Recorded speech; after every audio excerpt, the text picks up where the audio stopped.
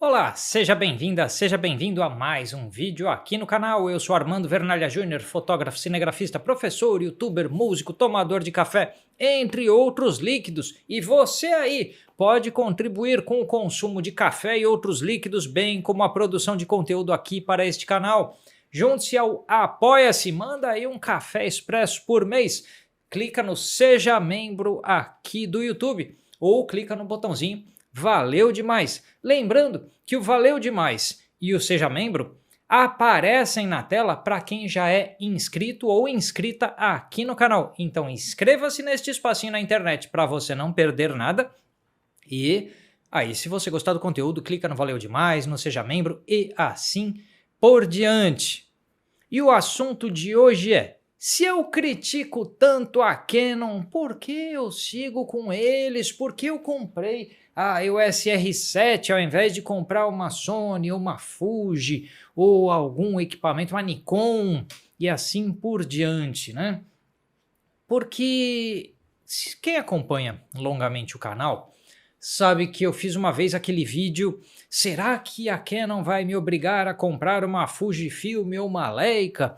Foi um vídeo polêmico com eu comentando lá uma certa implicância que a Canon tem com o comprimento focal 28mm, que é um comprimento que eu gosto muito.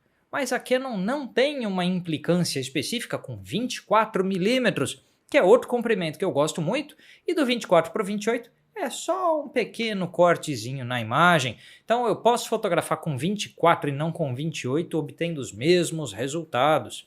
E até mais confortável fotografar com 24, ciente que você pode cortar um pouquinho o arquivo. Mas Armando, você está falando em comprimentos de full frame, não tem uma 16 ou uma 18mm aí, uma 14 fixa APS-C para R7 que você acabou de comprar. É verdade, mas não quer dizer que não vai ter a 16mm 2.8 full frame que vai funcionar excelentemente na R7, é uma lente compacta e pequena, então e lentes de full frame eu sempre falo que a melhor coisa numa APS-C é uma lente de full frame, porque tudo que há de pior numa lente acontece nas bordas. Então, nas bordas da imagem tem mais aberração cromática, tem mais distorção, tem uma queda na luminosidade nas bordas. Então, o APS-C, ao desprezar as bordas da imagem, aquela 16mm 2.8, que inclusive tem review aqui no canal. Se você não viu, dá uma chegada no review da 16mm 2.8 RF. É uma excelente lente que eu estou considerando que eu vou adquirir para colocar ela na R7 como a minha lente de fotografia de rua. E dá uma chegada lá no review que você vai entender o motivo de eu comentar isso. Então vamos lá. Outro vídeo que eu fiz, eu critiquei a posição da Canon não negociar ou não parecer tão aberta à negociação com marcas como Sigma, Tamron, Tokina, como a Sony, por exemplo, fez de abrir os seus protocolos lá de autofoco e tal para outras marcas, para que outras marcas pudessem fazer lentes para E-mount, né, o E e o FE. A Canon em algum momento vai negociar com essas marcas? É claro que vai. Sempre foi assim ao longo da história, sempre teve lente Sigma, Tamron, Tokina para Canon, então isso vai estar disponível em algum momento do tempo. Só não está agora de imediato, mas eu também não sou um usuário frequente dessas marcas. Assim, se alguém pergunta por que eu sigo com a Canon, eu tenho que lembrar que todo o meu set de lentes é Canon original. Então eu não sou um usuário frequente das marcas genéricas. Então a certa implicância que a Canon está fazendo com essas marcas não me afeta como usuário de câmeras. Se eu fosse comprar uma Sony, uma Fuji, eu poderia levar em conta essas opções de lente, mas dentro da Canon, a Canon faz lentes que são boas e que me agradam e que tem o jeito, a estética que funciona bem para mim. Então, para o meu uso, para as minhas preferências, eu tenho lentes o suficiente na linha de lentes RF da Canon. Assim, esse aspecto da minha crítica não afeta tanto. Então eu critiquei a coisa da lente 28mm mas não me afeta tanto porque eu tenho 24 e vai sair a 24 da série L para encaixe RF. Já saiu a 24 não da série L de abertura 1.8 e para a APS-C tem a 16mm 2.8, então essa parte da crítica está coberta na marca.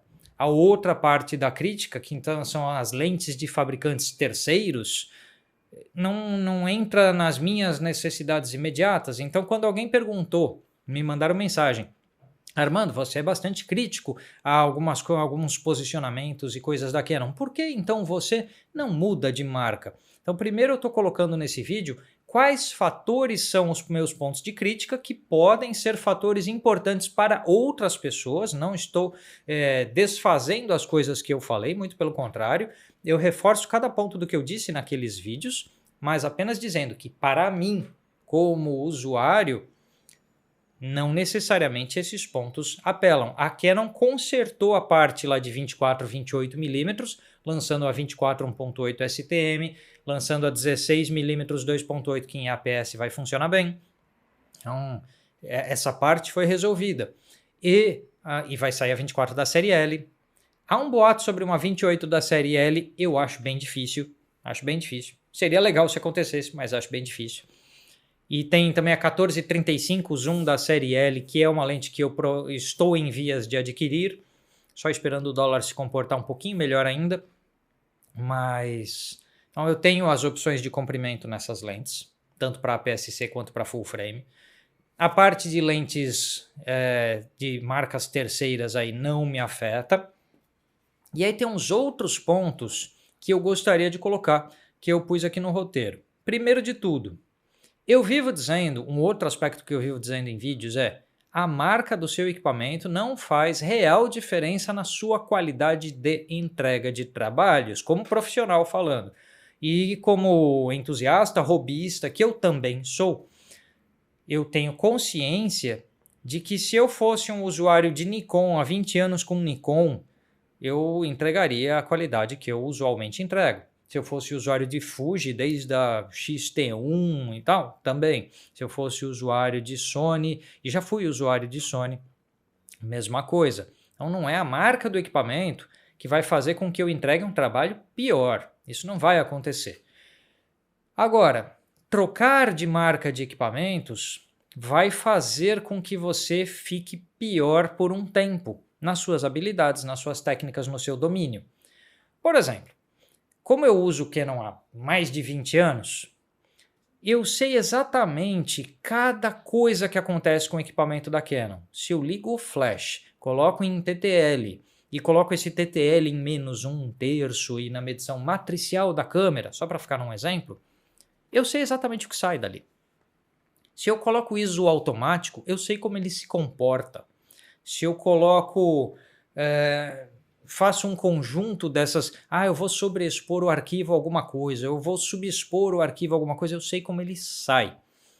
Então, esse aprendizado de o que é o padrão de uma marca sobre o que ela grava num arquivo, conforme o que você fez com a câmera, você tem que reaprender a cada vez que troca de equipamento.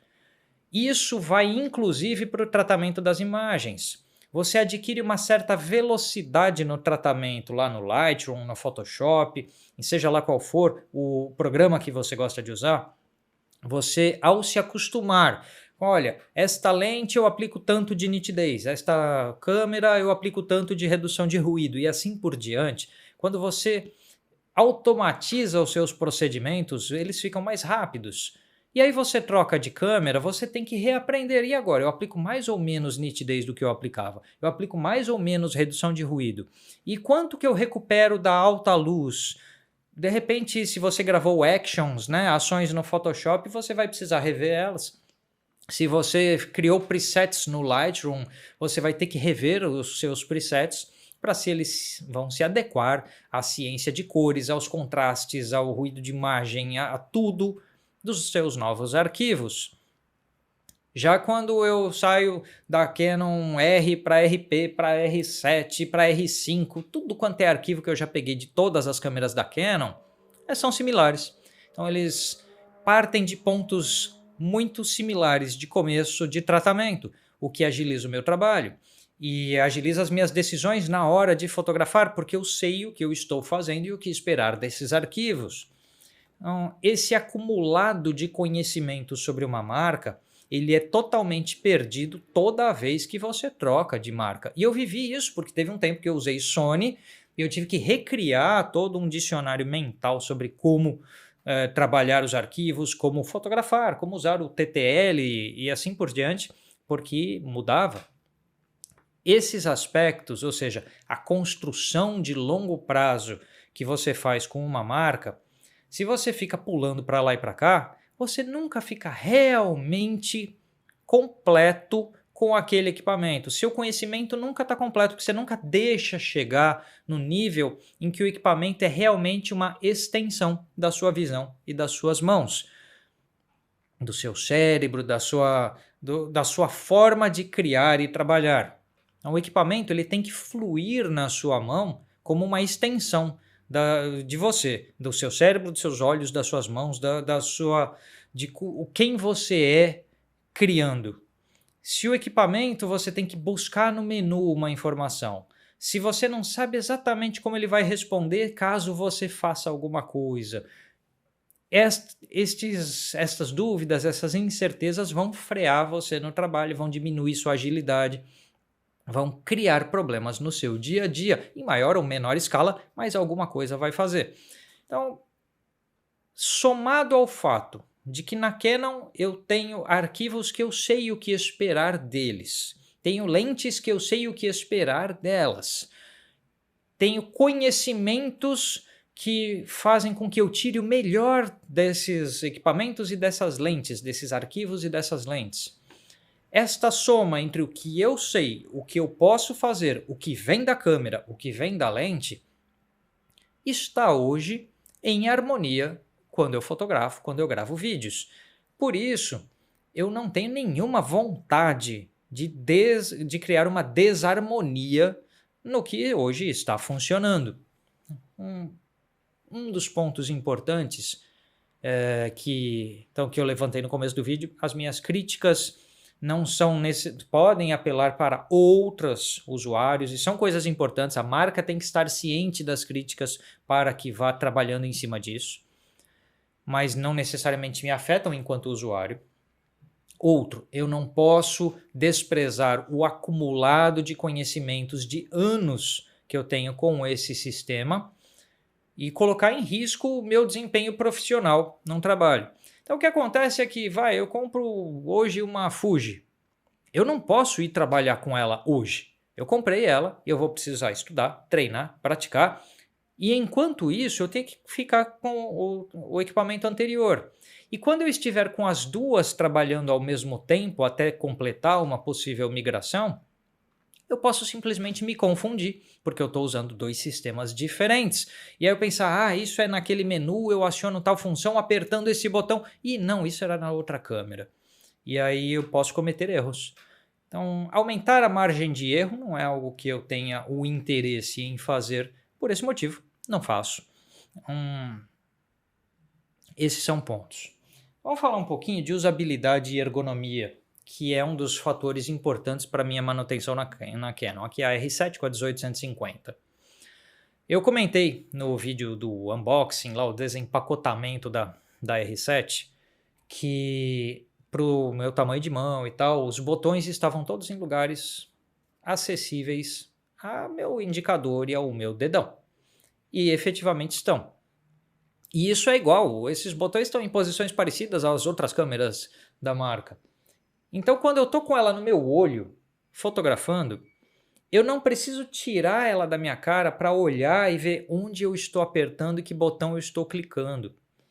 Eu sei quais eles são, porque eles estão em lugares conhecidos. Então, junta aquela história que eu falei do aprendizado consumado ao longo de anos, porque a minha mão encaixa aqui e eu sei cada movimento dos meus dedos aqui, o que eles estão apertando. Isso me torna mais rápido.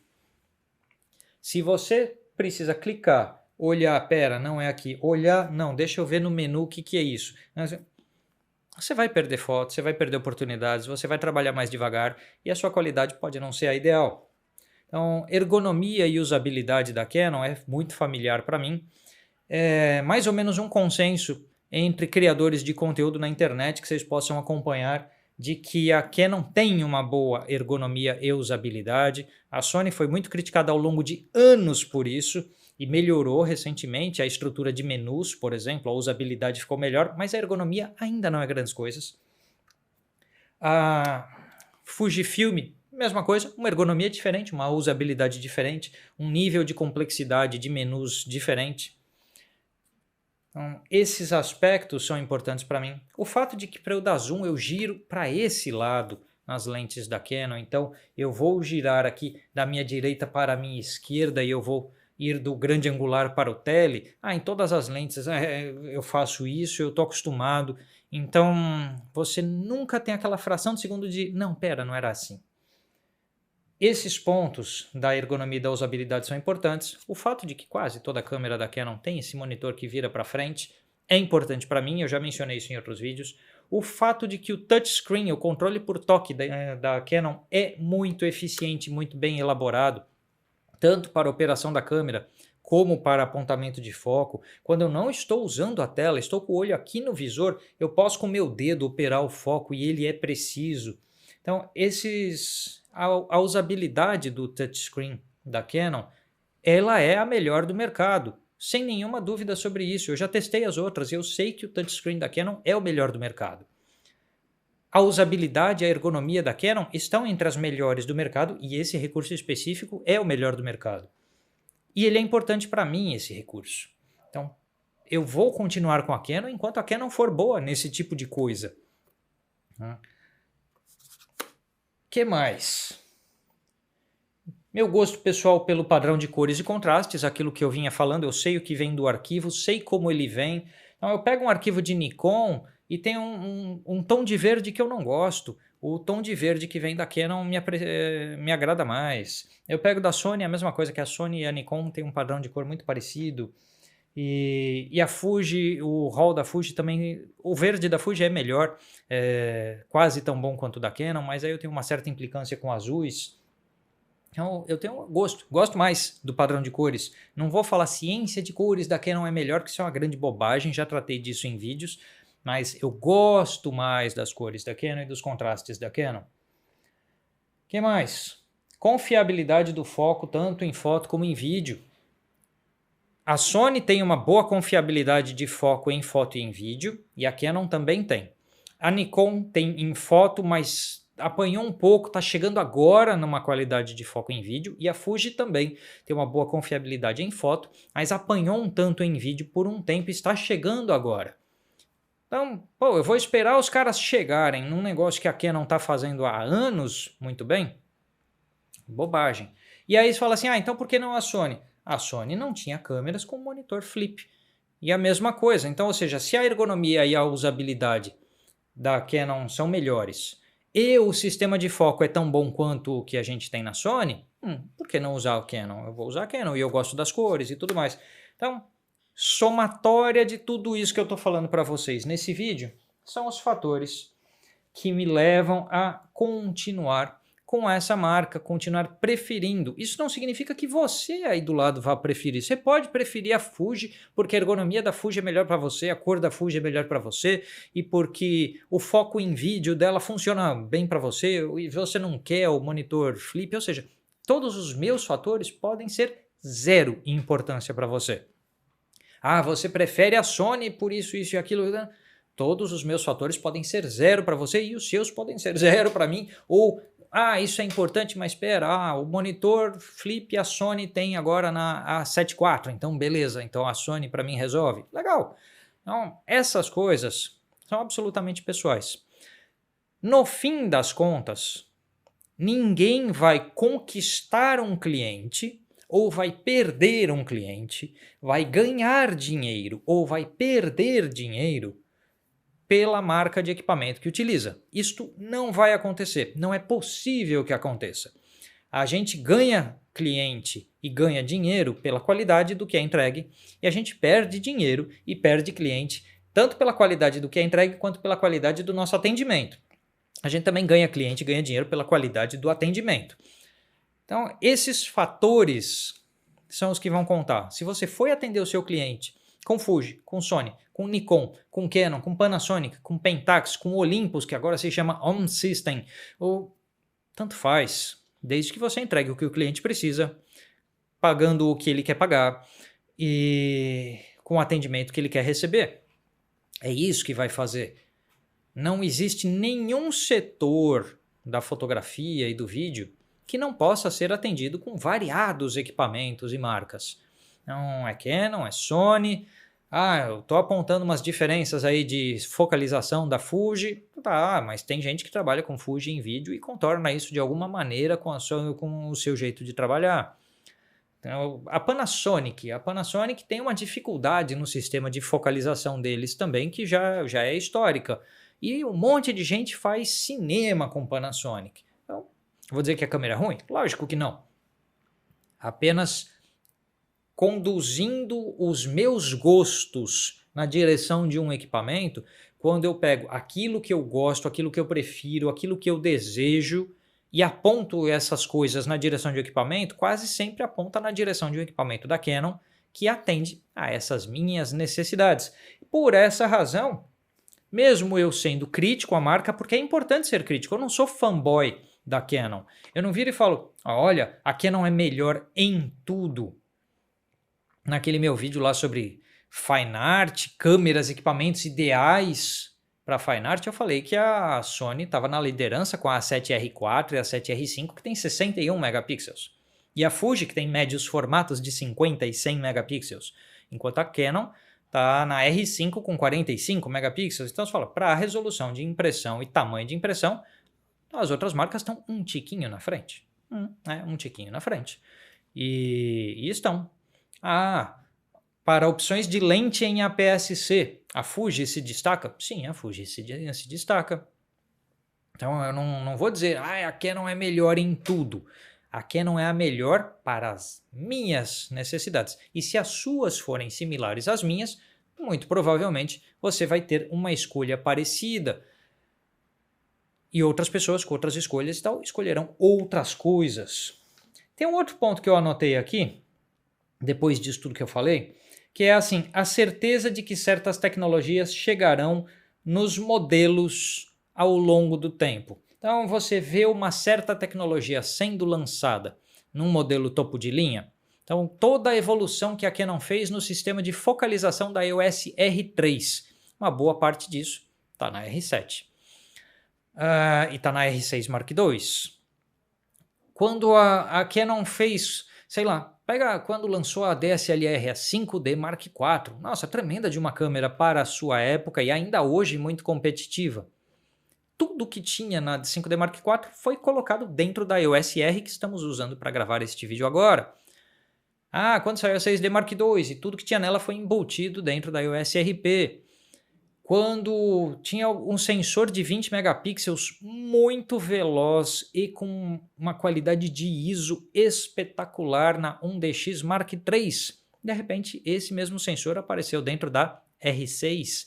Então, existem tecnologias que você olha numa câmera e fala, nossa, mas essa câmera é muito cara, eu não vou conseguir comprar. Ela é ótima, mas ela é muito cara. Eu tenho certeza que essas tecnologias estarão disponíveis num modelo mais acessível muito em breve. Porque é tradição da Canon ir lançando tecnologias em seus modelos topo de linha e descendo essas tecnologias ao longo de suas linhas. Foi assim com a funcionalidade do monitor flip, do touchscreen, de repente estava na linha inteira da marca. Então, variadas coisas que essa marca faz, ela espalha ao longo de toda a linha. A Fuji tem um comportamento semelhante, ela faz isso também. Então, lançou o sensor de 40 megapixels e já colocou em mais um modelo de câmera. Fez ajustes de focalização e tenta fazer os ajustes de focalização via firmware em outros modelos. Então, a Fuji tem um comportamento que é muito similar ao que a Canon faz ao longo do tempo. Então, é uma marca com um comportamento similar. Vamos ver como é que a Sony faz, porque a Sony colocou então o monitor flip na 7.4 e colocou agora um processador de foco com um aprendizado de máquina e tudo mais na A7R5. A gente espera que isso vá parar numa A1 Mark II, que vá parar numa A7 V e assim por diante, que essas tecnologias vão descendo a linha da Sony. Porque principalmente em ergonomia e usabilidade, que é o que a Sony precisa melhorar, estrutura de menus e tudo mais, a A7 IV foi um bom desenvolvimento, a A7R5 também, então esperamos que isso se espalhe na linha. Mas essa certeza de que certas tecnologias se espalham ao longo da linha do fabricante, a Canon sempre fez isso e isso cria uma confiança de longo prazo com o fabricante. Por fim, tem um último ponto que eu coloquei aqui, que é presença oficial da marca no Brasil, o que me permite, por exemplo, comprar do próprio fabricante a câmera e ter 2 anos de garantia, como eu fiz com essa R7, e ter uma assistência técnica oficial. Então, essa presença oficial de longo prazo no país dá uma certa confiança que eu gosto de ter. Esses são os fatores que, somados, permitem que e me incentivam a continuar usando a Canon, independente do que os outros fabricantes ou marcas lancem por aí. Tá bom, minha gente? Esse era o conteúdo de hoje para explicar um pouco esse ponto. Lembrando que você pode comprar os meus cursos, pode se tornar membro aqui do canal, pode clicar no Valeu Demais e também pode se inscrever. Uma parcela de público aqui do canal não é inscrito ou inscrita. Inscreva-se e ative as notificações. Manda aquele joinha, comenta aí na seção de comentários. Você aí, usa qual marca e por quais motivos você escolheu a marca que usa? Eu acabei de pôr aqui os motivos para que eu continue com a Canon. Quais são os seus motivos para continuar com a marca que você usa aí? E vamos continuando a conversa, a gente se vê no próximo vídeo. Até mais!